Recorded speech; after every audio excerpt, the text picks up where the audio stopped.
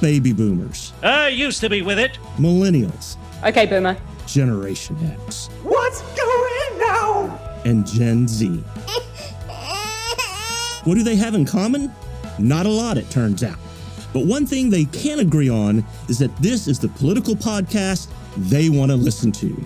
Welcome to Not My Generation, the political podcast that looks at political events, news, and happenings across the world and at home through a generational lens.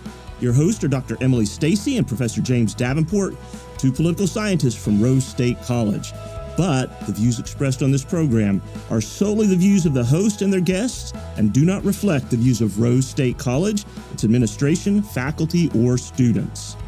Coming up on today's program, the primary election in at least my lifetime in the state of Oklahoma has largely been used as a way to thwart ballot initiatives and legislation that executives don't want to see be implemented. In Oklahoma and most states, there's no way for the political party organization to try to enforce any discipline.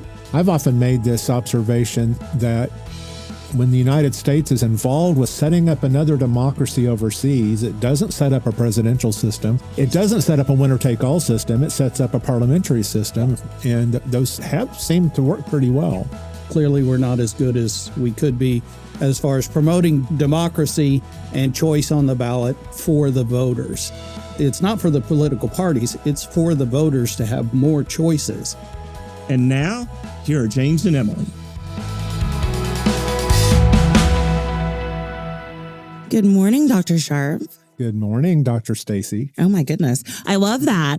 How are you today? I'm doing great. Fabulous. I'm very glad that you are here today. I need to probably explain to folks. Number one, I can't call you Brett. I know your first name. I've known your first name for decades now, but I still find it weird being your former student or PhD. Well, I take great pride in calling you Dr. Stacy. Well, we appreciate it. But I'm very glad that you are filling in for my beloved homie, James Davenport, today, who is taking advantage of an AI generative AI, I apologize, faculty development workshop at Rose State today. So they're doing some fun stuff playing with artificial intelligence on campus. So I appreciate you filling in for him. Well, he is cutting edge. I don't know that he's ever heard that, but whenever he does hear it, he will appreciate you greatly for saying so. I don't know that he feels so cutting edge these days. My next research is on AI. Is it? Yeah. Okay. What are you looking at? Ryan Kiggins, my colleague at UCO, he's got a second edition of his book, Politics and Robot. It's coming out. And I did a paper on HR analytics and how AI figures into that. Okay. Very interesting. Well, we will stay tuned and have you back on. Maybe have the both of you on to come talk about that. He'd be good at that. Yeah, fabulous. Very happy to have you today. And we also have a special guest in the studio, our Possibilities Inc. studio, Chris Powell, the Libertarian Party chair. And, good Lord, so many other things. You wear like 15,000 hats. I would be remiss if I tried to name your resume at this point, sir.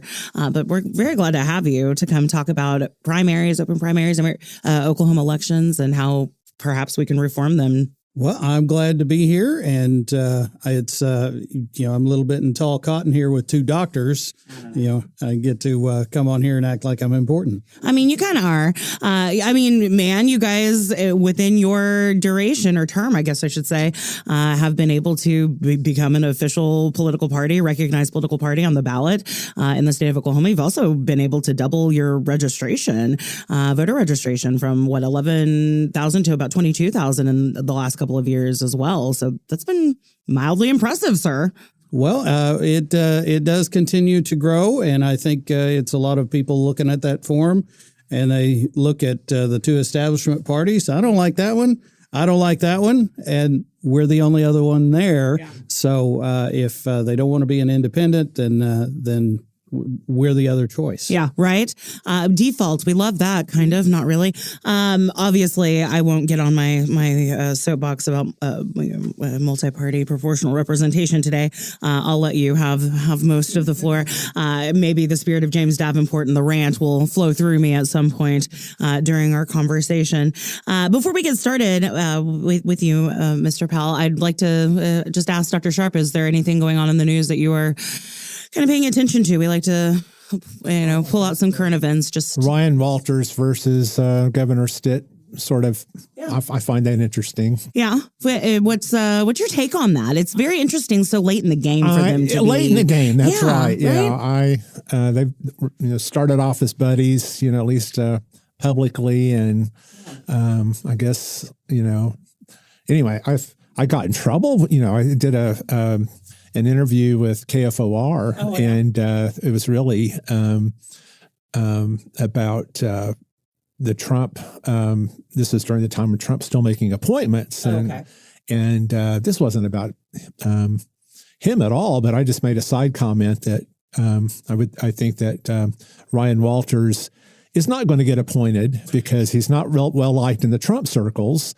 And anyway, I think I've been proven right so far. We'll see. But anyway, I got some hate mail. People looked up. Did you now? Yeah, that's the first time I've been trolled. So I've not even been trolled. I'm a little jealous. I know. It's like, what is this? Oh my goodness! So you are very famous. You've made it once you've been doxxed or trolled. Yeah, exactly. So hopefully nobody listening here is going to look up my email address and send me stuff. It's okay. Just email me. I'll give it to you. The one thing I do think Ryan Walters is a real possibility to be our next governor. No.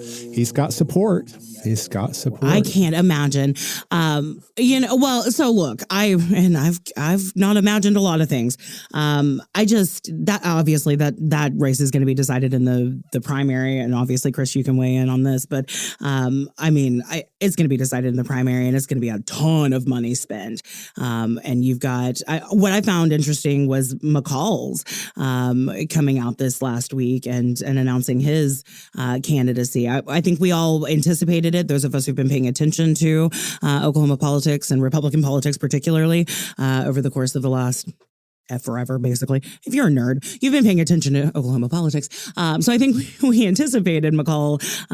But I don't know, man. It just feels like Drummond has it wrapped up for me. Drummond would have it wrapped up if he didn't have to go through the Republican primary. You think? He's got great appeal to the Democrats. Oh, no, I agree with you. And independents. I just don't know that the Republican primary is going to be that much of a problem for him. Chris, what do you think? Well, I would say that it's going to be a question of the runoff. I figure he's probably a lock to make the runoff. Yeah, I agree. But Mick Cornett made the runoff 8 years ago and then only to lose. And Stitt barely beat out Lamb to be second, but I think either one of those, if it had been Lamb that had won, he would have won that runoff because of the nature of runoff elections. They are weird beasts. Yeah. And it does bring to mind the fact that we have probably the only person in the world to come in first in a primary and lose the runoff in both establishment parties in Vince Orza. He did it in 1990 in the Republican primary and 2002 in the Democrat primary. I love that. That's very interesting. So those runoffs will get you. Rural vote is what is the key to all that. It is. And I mean, you brought up Mick Cornett, and he was well known in the metro area, obviously, newscaster, et cetera, and pretty well known in the Tulsa metro area. But those rural parts of Oklahoma, he just didn't play and didn't play well at that time. Certainly, conservative politics was turning much more to the alt-right or to the Trump right. And so Mick Cornett kind of riding the middle to Kevin Stitt's right. Didn't help him. I shudder to think that there'll be a whole lot of traction with a potential Ryan Walters candidacy. I'm sure there are folks out there, right? There's a demographic, obviously, because they mailed you. They emailed you, obviously. I find it hard to consider him being viable in a Republican primary, especially with we've only got two at this point that have announced that are real contenders, and probably about 3 or 4 more that will announce before April. So yeah, we'll see, dude. Very exciting stuff. I love it. All right. Well, I suppose, I could talk about anything forever, but let's talk third parties, right? So obviously, as we mentioned, the Libertarian Party chair, what are the requirements in the state of Oklahoma for a third party to have their candidates placed on a ballot under their party label? And how does it compare with other states? Well, it used to be terrible. Yeah. Now it's just bad. Right? So from the mid 70s until 2016, the or 2015 is when they changed the law. The requirement was signatures equal to 5% of the last gubernatorial or presidential election, which is a very high number. It costs money to do petitioning. You cannot do that with a volunteer effort. And no other political party that has run candidates has been able to get on the ballot in Oklahoma under that standard in a very long time. And they changed it to 3%, which is a little bit more doable. We've been able to do it. Nobody else has been able to do the 3% since they changed that. They did follow that up in 2016 with changing the retention, because it's not just getting on the ballot, it's getting a vote percentage to stay on the ballot, and that's 2.5%. It was previously 10%, which the only person who ever got that was Perot in 96 for the Reform Party. But 2.5%, and then they amended it again to make it for any statewide office, and it lasts for 4 years. So every time we get over 2.5% for any statewide office, we get an extra 2 years. So for a total of 4 to be able to meet that standard again. And that's pretty good. We can do that under the current election system as long as we make an effort to do so, generally speaking. What do you attribute? That's not on the list of questions, but what do you attribute your success to, getting to the 3% and then being able to maintain or retain that 2.5? Well, we've been pretty fortunate in being able to get 2 candidate races. We had in 2024, we actually did not have one in the Corporation Commission race. It was the only other statewide race besides president, but the Democratic candidate was almost 90, and so there were a lot of people who were turned off by that, and a lot of people who were turned off by the Republican candidate with his corporate ties going to the Corporation Commission to regulate those people. And so our candidate, Chad Williams, a former Choctaw City Councilman, got 7%. Before that, going all the way back to 2018, we were able to draw a 2-candidate race. And of course, if you're the only other candidate on the ballot, it's easy to get a lot of votes that way. So it's really... it's a pretty reasonable standard. A lot of other states have more difficult standards. Georgia requires 20%. And a very substantial petition requirement. Nobody has met their petition requirement to get on the ballot in a U.S. House race since World War II. Wow. So, some states have like a number of registered voters requirement. In Colorado, I think it's 1,000. So as long as you have 1,000 people who are willing to register Libertarian, you can stay on the ballot. Yeah. So every state does it different. We're a lot better than we used to be, but there's still only one alternative party on the ballot. So clearly we're not as good as we could be as far as promoting democracy and choice on the ballot for the voters. That's the thing, is that it's not for the political parties. It's for the voters to have more choices. And I think people sometimes fail to see that part of it. Yeah, absolutely. Well, I remember the Libertarian Party, I thought was ingenious. When I was a junior professor just starting out, this is in the early 2000s, I don't know if I'm saying this name right, Richard Prozinski. He emailed me and called me up and wanted me to set up a Senate debate. This is when Mark Snyder was running, and I can't remember the Democratic candidate. And Clark Duffy. Clark Duffy. Anyway, so it was those three, but he had me kind of be the front person to set up this debate. So you'd have the Democrat and the Republican and the Libertarian all. Mm-hmm. And I've always been fascinated by libertarians. I thought I might be one at one point because the way it was. I'm sure you are.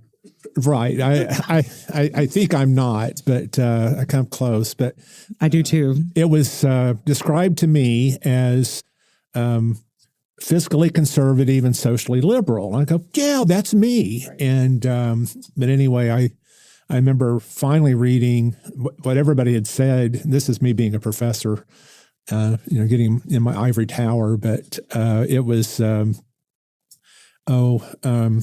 reading Ayn Rand's Atlas Shrugged. Yeah. And I kept hearing this, I would hear all this stuff, and I finally read it. And everybody said this is kind of the Bible of libertarianism. And of course, she has a lot of other writings.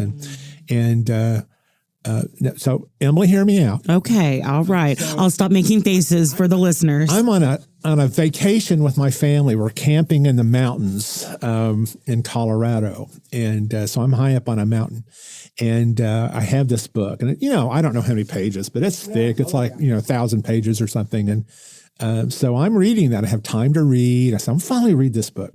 So I read this book, and, man, I thought it was great. I mean, it's just, Ayn Rand does fiction, telling people how to write fiction, and she really does know how. And I remember at the end of that, I said, I think I'm a libertarian. And then I had this kind of cold feeling, it's like, it was kind of like, I don't even know how to explain it. It was like there was a lack of humanity in it. And I've never really figured that out, but I listen to the Cato podcast, almost at least one of theirs 2 or 3 times a week because they put stuff out all the time. And I just find the libertarians, they're the most logically consistent party. You ask why a Republican or a Democrat, think the way they do. It's like, what is this? I know there's some political sciencey explanations that cognitive linguist George Lakoff explains that. But if you just look at the co-logic, and I love listening to libertarians because they just usually have a fresh take on every issue. Yeah. And generally concise. Yeah. And concise, right. Yeah, very much so. We kind of covered this in, the introduction, but when did the Libertarian Party gain recognition in the state? And you described the process for gaining that recognition, and have any other parties in Oklahoma tried? But have they been, obviously not been successful, but... We were had been on the ballot in 2000 and then lost status after that, and were able to get back on under the new 3% standard in 2016. Okay. I think there have been some attempts maybe by the Green Party to start a petition, but they didn't get very far. And there was another law that was changed so that you can pay a fee to get your presidential candidate on the ballot. So now that you can, it's $7,000 a congressional district for a total of $35,000. But we have had more candidates on the ballot because that is a possibility. The Green candidate still has not been on because they not only don't have volunteers for petitioning, they also don't have a whole lot of money, and don't have a whole lot of expectation of getting a lot of votes out of Oklahoma. So they have, that would be the party that I would think might try it at some point, but nobody has made a real serious attempt yet. And you've had presidential candidates on the last 2 ballots, correct? Or was it just the last one? The Libertarian Party? I'm sorry, yes. Yes, 2016 with Gary Johnson, 2020 with Joe Jorgensen, and in 2024 with Chase Oliver. Okay, the last 3. That's impressive. Okay. And how did they fare in the state? Chase Oliver, and this had a much more to do with some issues that we had with our national party leadership. Did not do as well as we would have liked, but Joe Jorgensen did reasonably well. And Gary Johnson, this was actually one of his best states. It was. Yeah, I remember that. like over 5% or something, wasn't it? Yes. Yes. Yeah. So, okay. So the spirit of James Davenport just moved through me when you mentioned the problems at the national level. So I must do my partner due diligence here. He was livid whenever the National Party endorsed Trump or decided to saddle up to Trump in 2024. I was. What do you make of that? Well, our nominee was Chase Oliver, chosen by the delegates at convention. Our national party officers decided to cozy up to Trump, and I think that's a terrible choice for a lot of reasons. But it doesn't have to have anything to do with whether you like Trump or don't like Trump. No. We are another political party, and we should not be backing. If we're going to back one of the establishment party candidates, what are we even doing? And I know there are some state parties like in New York and some other places that do fusion and that kind of thing, but we're a national party that presents ourselves as an alternative to these two establishment parties. So and we have just recently had a shakeup at the national party level to get away from some of the people who made those decisions. And it's very refreshing to see that. And I hope that we can move forward away from that now. Again, it doesn't have anything to do with whether you like Trump or Biden or Harris or not. We're generally not fans of any of those. Right. But we need to be promoting our own candidates and that kind ideological of thing. Purity. I mean, that's the way that you become a sustainable, entrenched political party in this country, right? Yes, Me Too campaigns the political history is littered with the failures of Me Too campaigns. Yeah, fair enough. Dr. Sharp, you want to ask question number 3? So you've been serving as the chair of the Libertarian Party for the last few years. What are some of the duties of that position? Well, I don't think it's that different from the other two the two establishment parties. It's trying to find candidates for races, trying to encourage fundraising and those kind of activities, acting as a spokesman from when the occasion presents itself.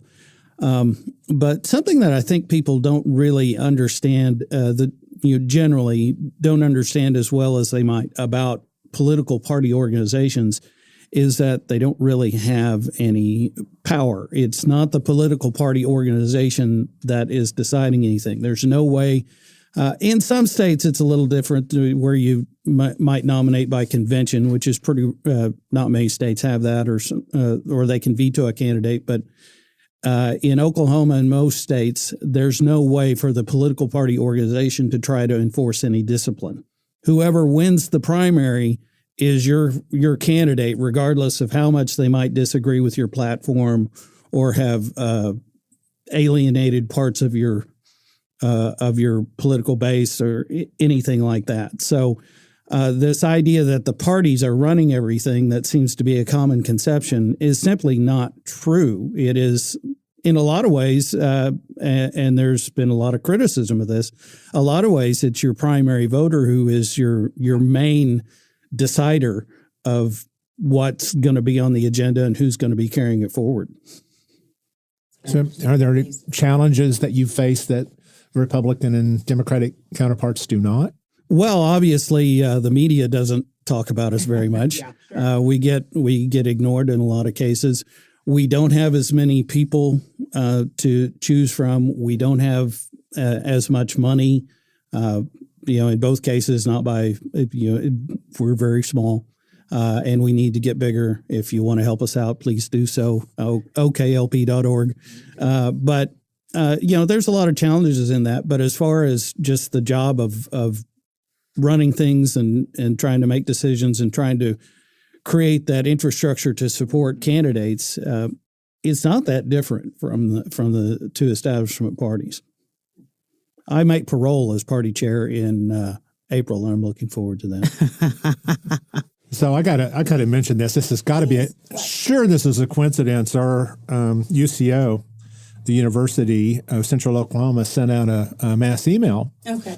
They call it centralities. Right. And anyway, it's to remind people of state employee guidelines about talking politics. Oh, dear. And anyway, it's the whole thing. So I guess, how there's a little disclaimer at the beginning of this podcast that says that this is not the views of Rose State, et cetera. I should say, Yes. In line with my university regulations, when I'm talking here, I'm not speaking for the university. So Yes, absolutely. Yes. Way to cover yourself. Sure, sir. it's just a coincidence. I don't know how they knew I was going to Absolutely. be co-hosting this podcast. That's amazing. Clairvoyant UCO workers.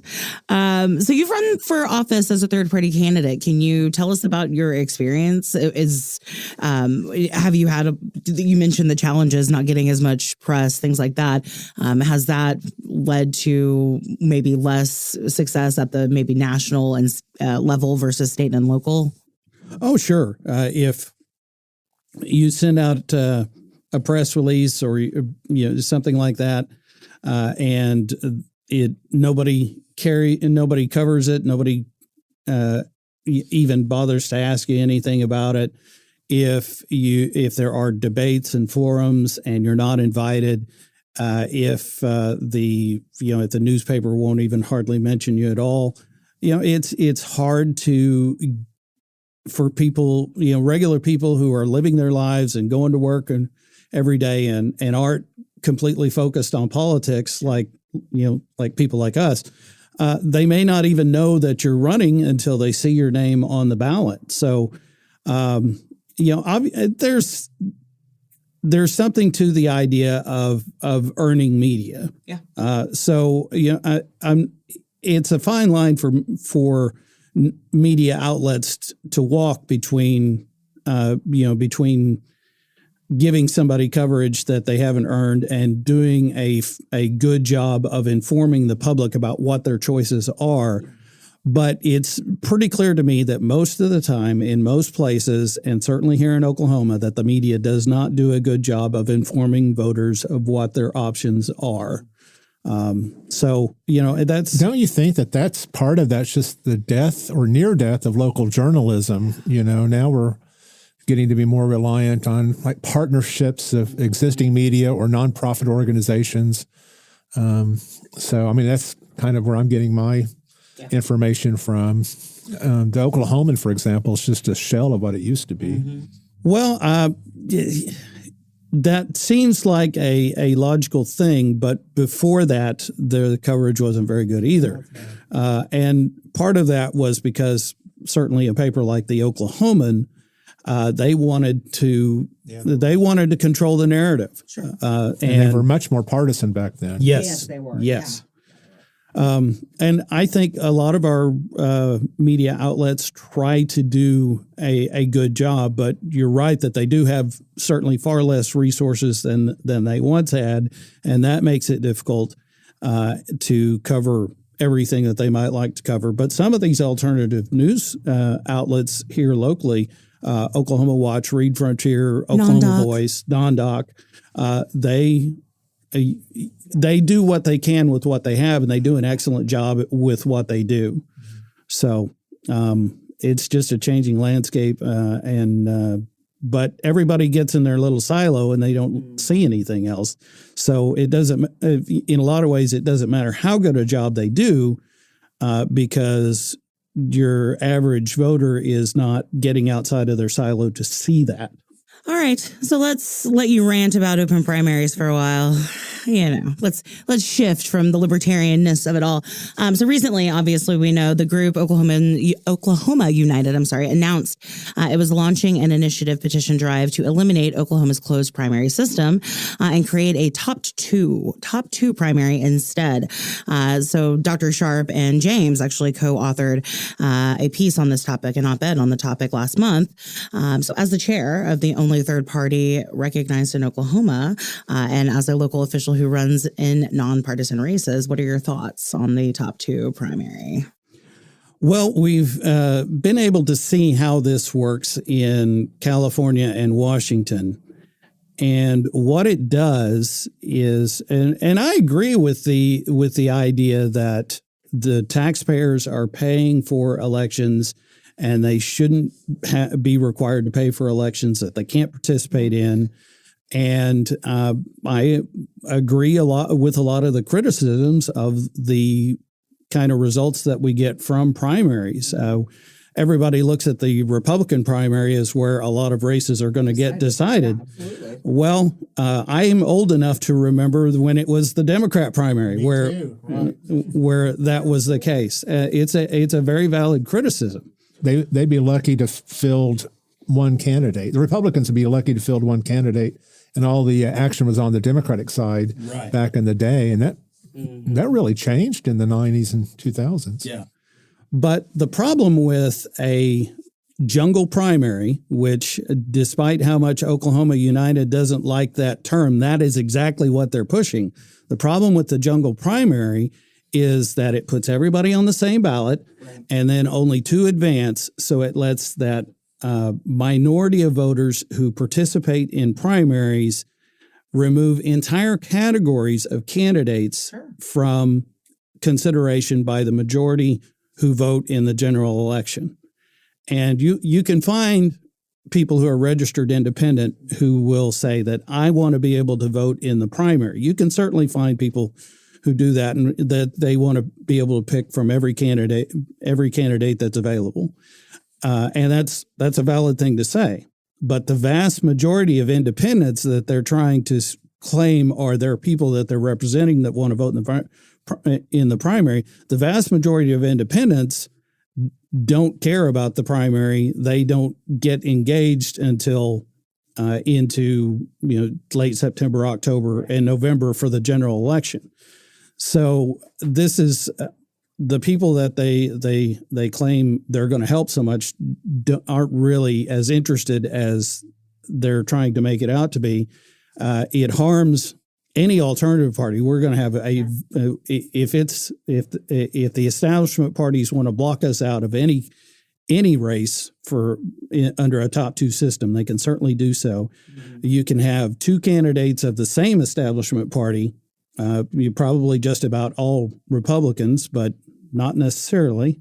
There was a case in Washington in 2016, the state treasurer's race in 2016, where they had 5 candidates. They had 3 Democrats and 2 Republicans, and the 3 Democrats, they got a majority of the votes combined, but they split it so evenly that the 2 Republicans advanced. This is the kind of thing that can happen in a jungle primary.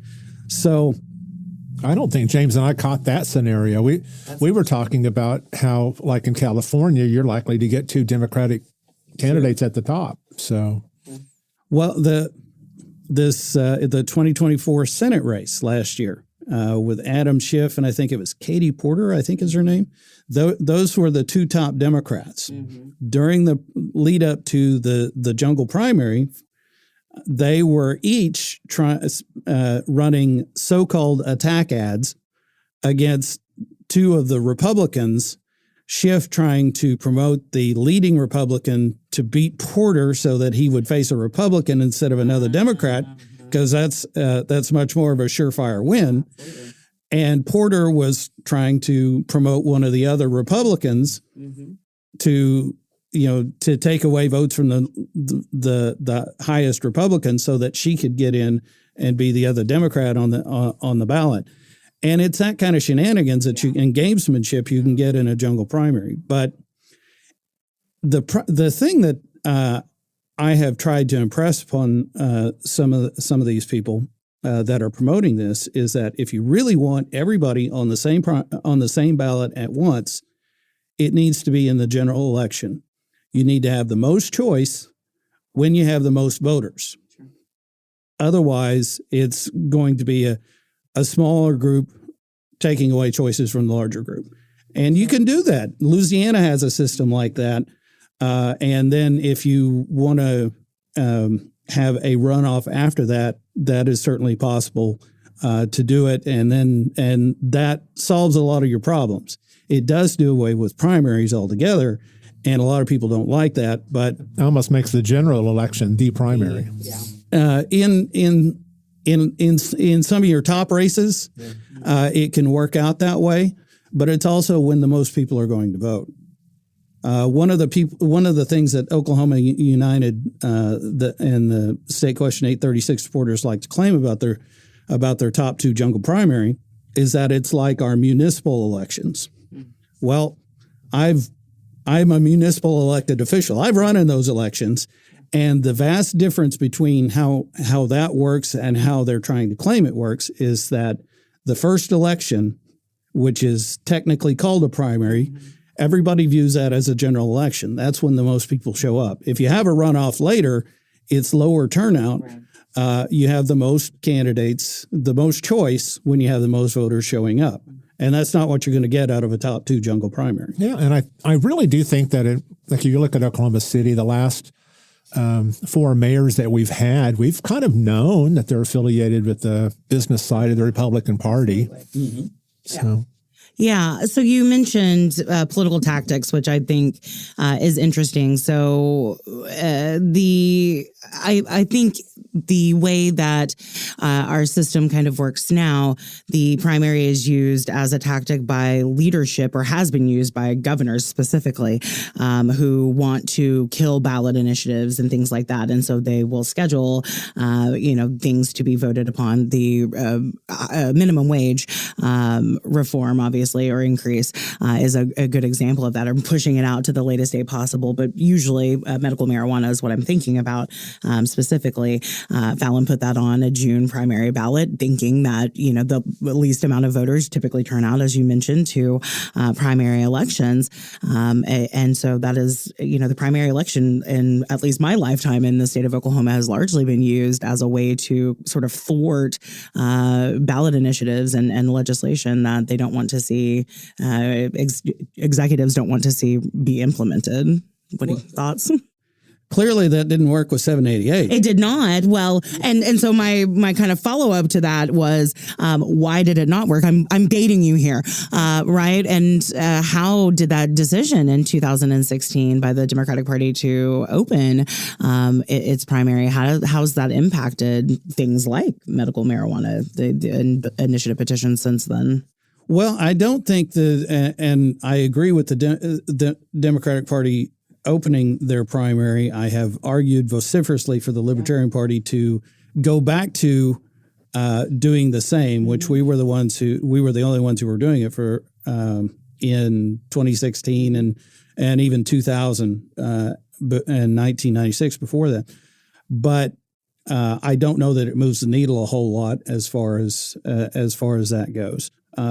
But you don't think your libertarian homies came out in 2018 and made medical marijuana, or was that 16? Was it 16 the vote? The medical marijuana 788 was in 2018. 18. Okay, I'm getting my days mixed up, but yeah, I do you not think that libertarians helps? Speaking to a state question like that, if you look at, and they've just about all, they've started to get purged out of the voter list. But if you look for the years immediately following that, you could look at any voter list in the state for any precinct, and you could find this whole bunch of people who voted in June 2018 and had never voted before and never voted again. And I think that the placement of that on the ballot for that primary election was less about the idea that it would lose, although they may have been thinking that to some degree. I think it was much more about, we don't want all of these people who are only care about marijuana to be voting in the general election. I think that's exactly what they thought. Interesting. So there's something kind of going around in political science circles with, possible reforms to our system. And there's almost a little cliche building up that all roads lead to ranked choice voting. Mm-hmm. What is your opinion on that? Well, I think ranked choice voting would be a excellent reform. It would empower voters. And, there are some people who don't like that.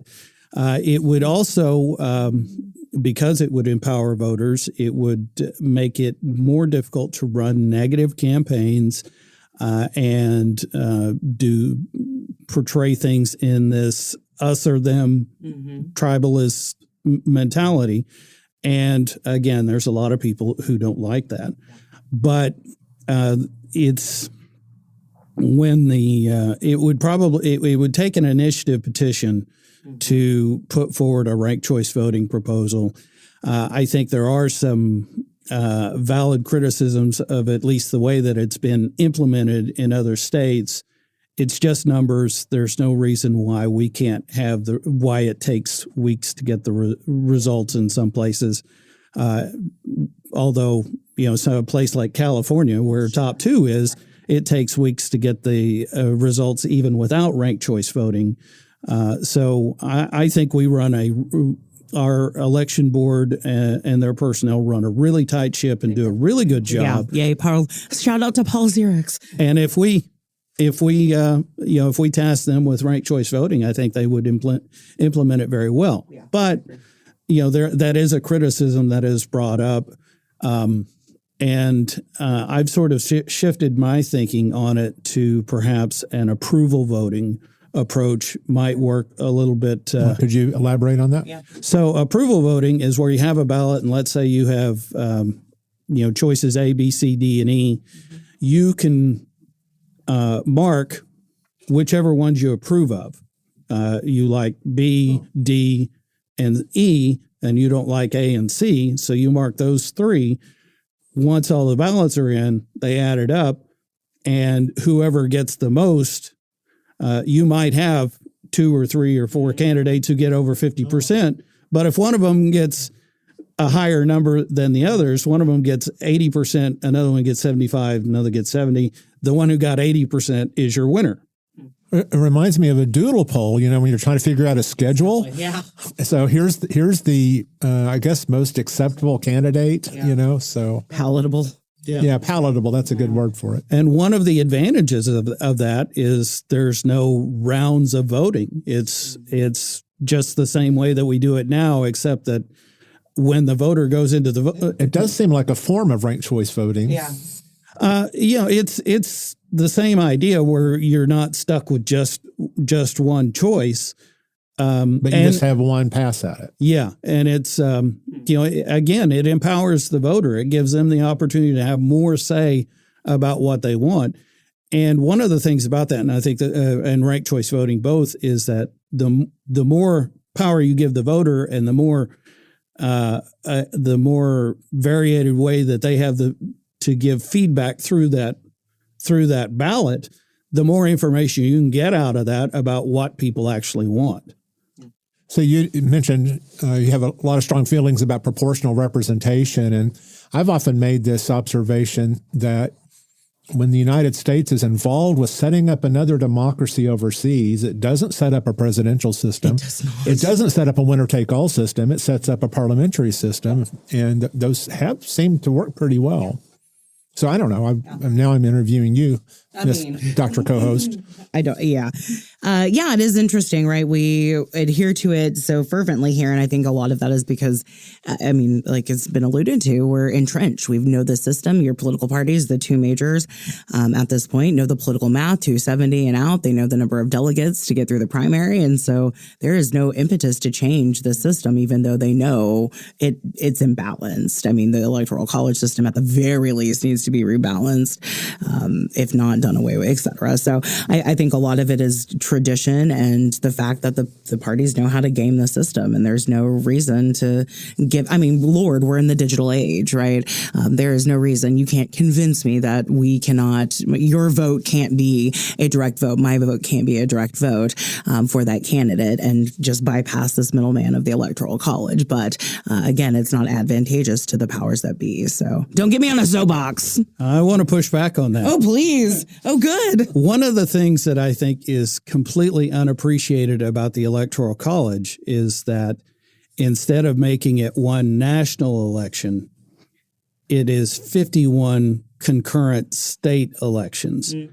And I think the value of that is completely underappreciated. I do too. The people in Indiana and the people in Oregon and the people in Oklahoma are different communities, and you see things through where you are in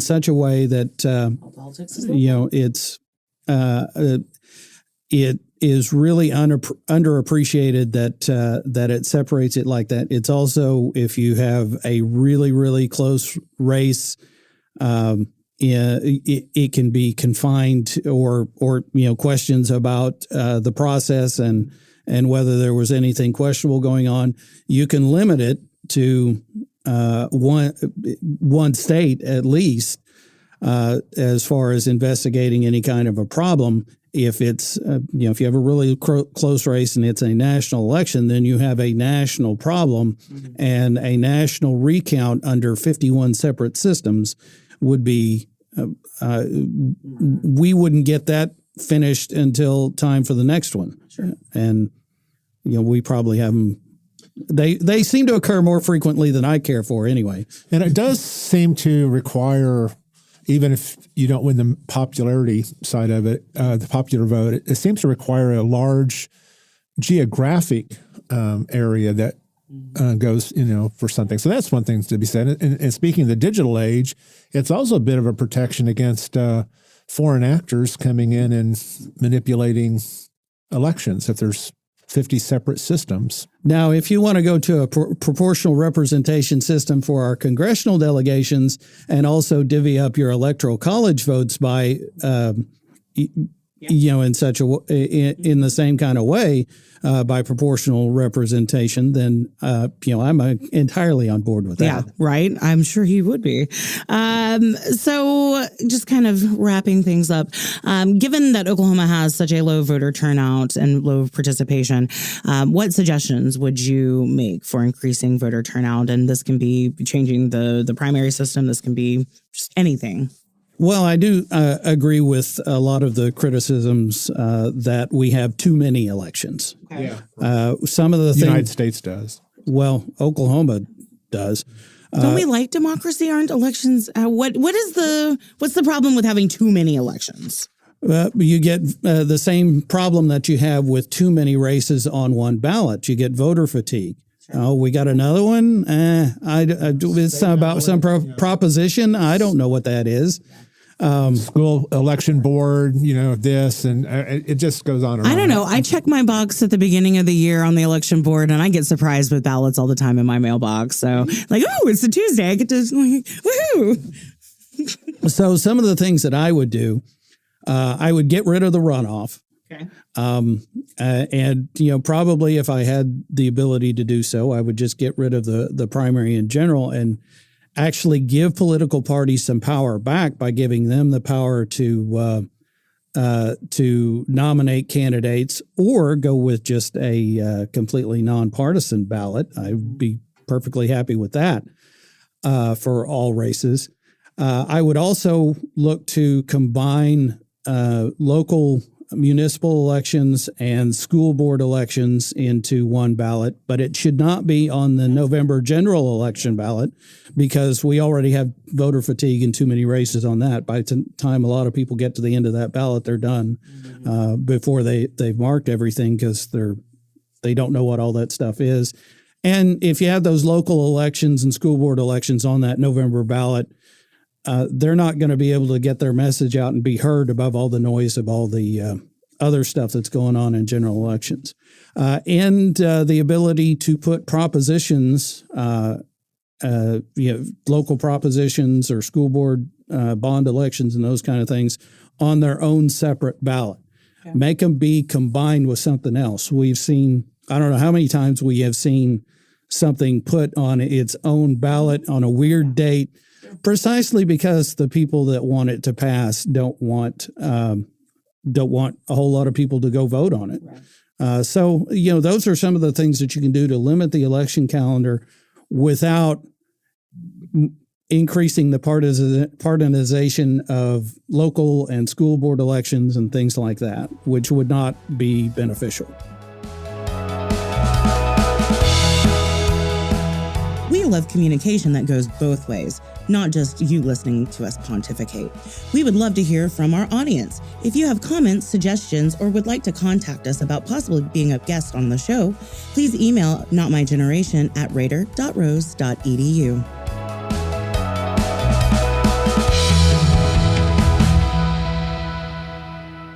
Do you think that in this day and age, an election could be nonpartisan, truly?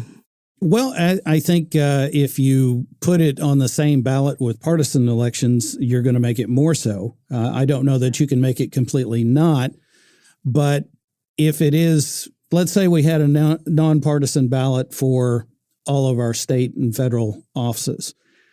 That doesn't mean that the parties can't be involved. Sure. It just means that the voter doesn't get that shorthand that means they don't have to think about or learn about the candidates, and they can just say, oh, I'm team blue or team red. Right. And that's a better system where voters have more choice, but they have more obligation to learn about what their choices are, or they're going to show up looking at names they don't know anything about. They already do that.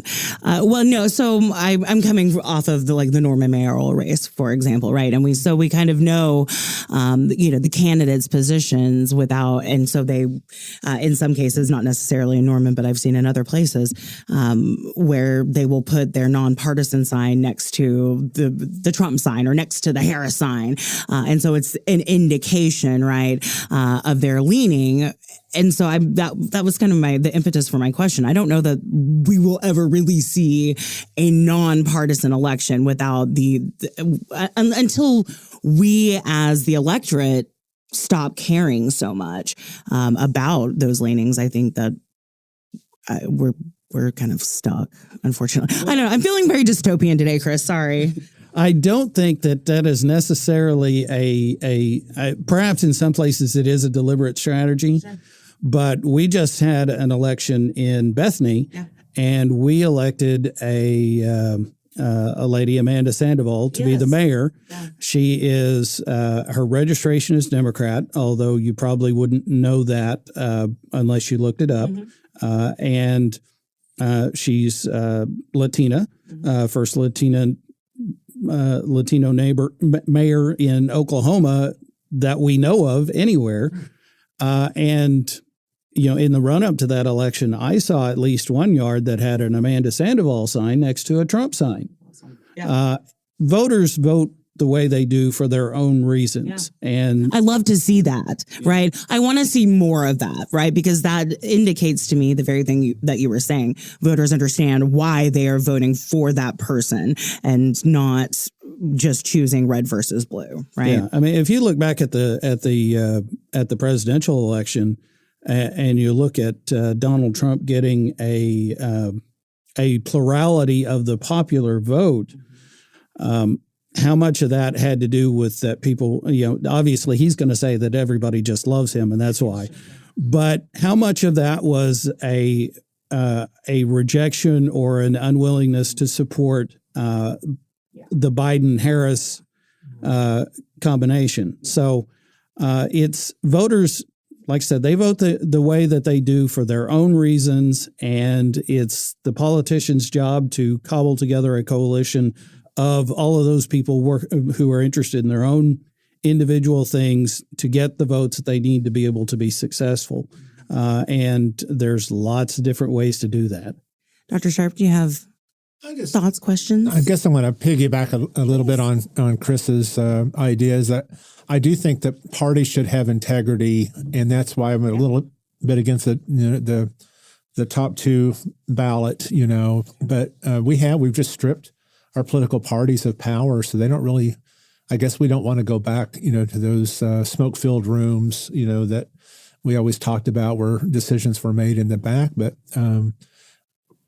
part of me wants to just say that the party should have some say in who its designees are, who they put out in the front, and they don't have that. So who does? The elite? If in the old days, if you were a political party, and maybe it would be designed that the elites would be the ones to choose, but also you could design a system where a political party could choose its own people.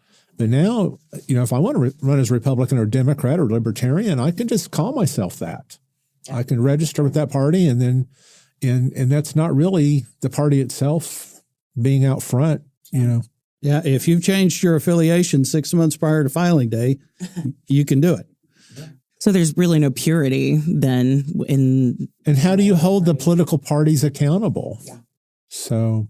Well, I think that's a problem that both political parties honestly are facing, but obviously it's more glaring in the Republican Party at this point. Well, if they have no power, then it's easy to scapegoat them for everything, right? Yeah, that's a good point.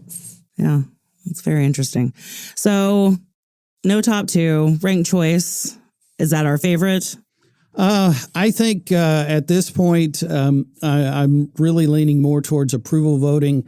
I don't know that there's really an appetite right now for in the right places for electoral reform.